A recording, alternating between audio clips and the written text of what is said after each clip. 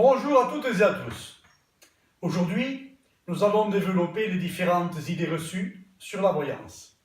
Savez-vous que l'ignorance fait son roi au palais du préjugé? L'absence d'informations correctes crée de lourdes polémiques au domaine de la voyance, simplement par l'importance des suggestions mentales véhiculées depuis des lustres par notre société endoctrinée religio-culturellement. Peu de gens prennent le temps de réfléchir par eux-mêmes, le réflexe étant la facilité de continuité dans une information. Ce que l'on a appris culturellement depuis des siècles reste une connaissance sociale propagée par un savoir collectif ou de proximité. Ces genres d'informations, on la dent dure et parfois sur plusieurs générations.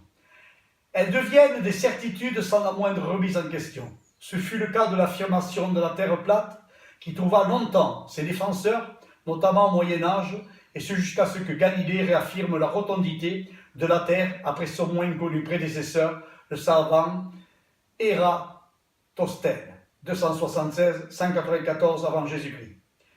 Galilée fut condamné car il défendait une théorie considérée comme hérétique par l'Église. En effet, l'Église défendait la théorie du géocentrisme, alors que Galilée défendait l'héliocentrisme.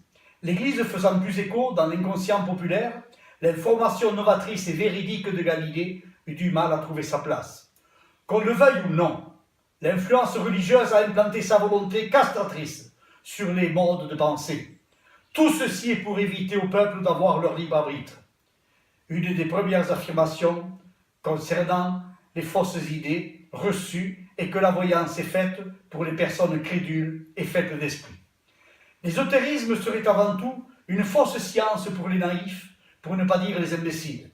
Déjà, l'ésotérisme n'est pas une science, mais un savoir constitué de diverses branches dont la voyance en fait partie. Beaucoup considèrent que consulter un voyant est à l'encontre des convictions de logique cartésienne et aussi du libre arbitre. Rappelons que personne n'est obligé de croire en la voyance, et qu'en sortant de votre consultation, vous restez toujours maître de votre destin. Un voyant reste guide, voire un éclaireur qui vous donne des informations susceptibles de vous aider dans vos choix. Toutefois, rien n'impose au consultant de suivre tout à la lettre. Si le voyant vous dit que vous allez avoir un accident en moto dans les 3 mois à venir, vous pouvez suivre ses conseils en évitant de prendre votre véhicule. Ou alors, vous continuez de le conduire en étant plus vigilant, ou bien vous pouvez penser que c'est une fausse information et continuez ainsi votre destinée en prenant le risque d'avoir ou pas cet accident. La voyance n'est pas une pratique pour les naïfs. Dans l'Antiquité, cet art était l'apanage des croyances dites païennes. Dans la Grèce antique, la Pythie présidait l'avenir dans les temples, célèbre pour sa divination qui faisait lien avec Apollon, le dieu de la divination. À Delphes, les rois, des politiciens et des gens du peuple se rendaient chaque année au temple pour entendre la prédiction de la Pythie. Pendant la période de l'Empire romain, le Sénat consultait les aruspices pour prendre des décisions capitales. Le préfet de Rome suivait leurs conseils pour sauver son peuple de l'invasion des peuples germaniques. La voyance a toujours été un outil utilisé par les grands de ce monde pour les assister dans leurs décisions. On savait que le président Mitterrand aurait consulté régulièrement lorsqu'il s'interrogeait sur les dates importantes du calendrier présidentiel. Ronald Reagan avait fait de Joan Quigley l'astrologue officiel de la Maison-Blanche.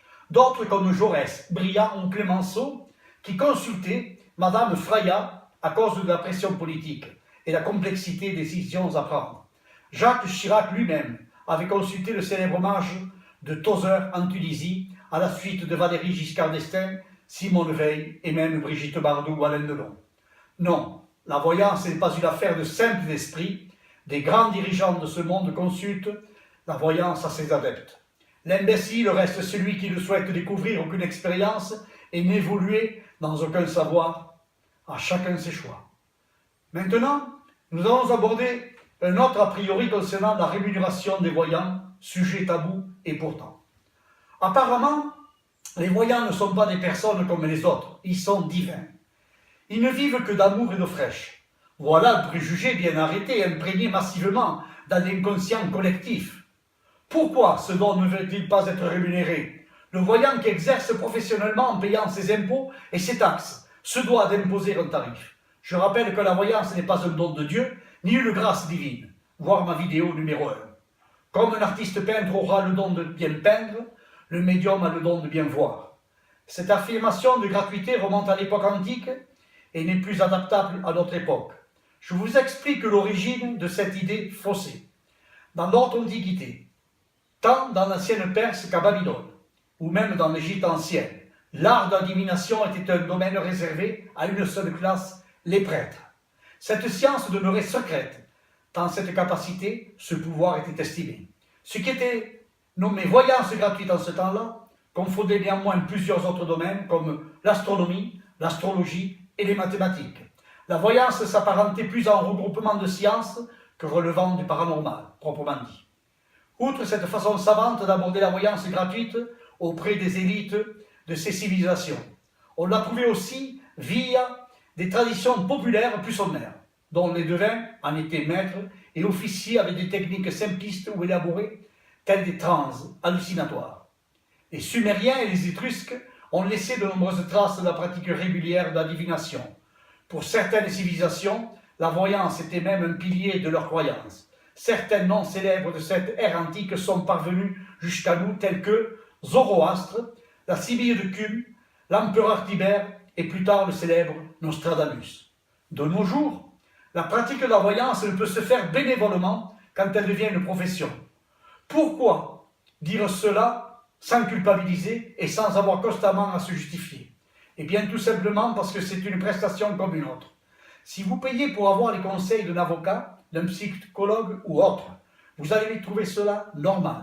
Alors il faut avoir le respect du travail effectué par un bon médium. Sachez qu'il y mettra son énergie et prendra de son temps pour vous guider de son mieux. Encore une polémique sur le sujet. Un bon voyant ne doit pas faire de pub. Vous entendez souvent dire un bon voyant n'a pas besoin de faire de publicité pour se faire connaître. C'était en partie vrai il y a quelques années. Toutefois, le marché de la voyance a changé. Il existe de plus en plus de concurrence et souvent le consultant est noyé dans les encarts publicitaires. Les mauvais voyants et les bons voyants font tous de la publicité, une obligation pour les praticiens. En effet, un voyant doit sans cesse renouveler sa clientèle.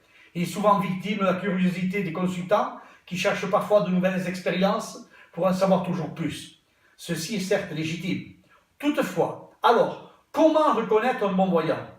Déjà, la plus belle ombre au tableau de la divination est la recrudescence des pseudo-voyants non déclarés. Ils fleurissent dans les étals de supermarchés ou les salles d'attente. Leur carte de visite ne présente aucune mention légale, aucun numéro de registre du commerce ou de l'URSSAF, pas d'affiliation à la TVA. La voyante qui pratique au black est une cousine des Desperate Housewives, ne sachant que faire de ses journées. Elle tire les cartes à ses amis et aux copines de ses amis, arrondissant ainsi largement ses fins de mois pour pouvoir mieux chopiner. De temps en temps, elle ose sortir de sa demeure et pose insidieusement quelques pubs de ci de là. On appelle ces voyantes des gratteuses de cartes. Elles sont parfois douées ou nullissimes. Toutefois, par leurs tarifs rédhibitoires et impossibles à concurrencer pour un praticien déclaré, elles écrasent le marché. Le bouche à oreille, donc, ne suffit pas au bon praticien, et de plus, avant d'être reconnu, un bon voyant doit d'abord être connu. Ce qu'il faut observer attentivement dans les publicités, que ce soit dans les journaux, magazines ou sites internet, c'est en premier lieu les mentions qui sont faites. Privilégiez les voyants ayant la mention don de naissance. Évitez les voyances audiotelles qui facturent à la minute. Souvent, les consultants se retrouvent avec des sommes imposantes pour peu d'informations divinatoires qualitatives. Évitez les mailings avec des lettres types utilisant votre prénom qui peuvent correspondre à votre situation présente et vous piéger ainsi dans une forme de racolage purement commercial et non divinatoire. Sachez aussi que les voyances gratuites n'existent pas. Elles se cachent derrière un numéro de téléphone surtaxé. Après tous ces conseils, je conclurai par: prenez votre temps et faites confiance à votre intuition pour choisir le voyant qui vous conviendra. Merci de votre écoute et à bientôt pour un autre sujet.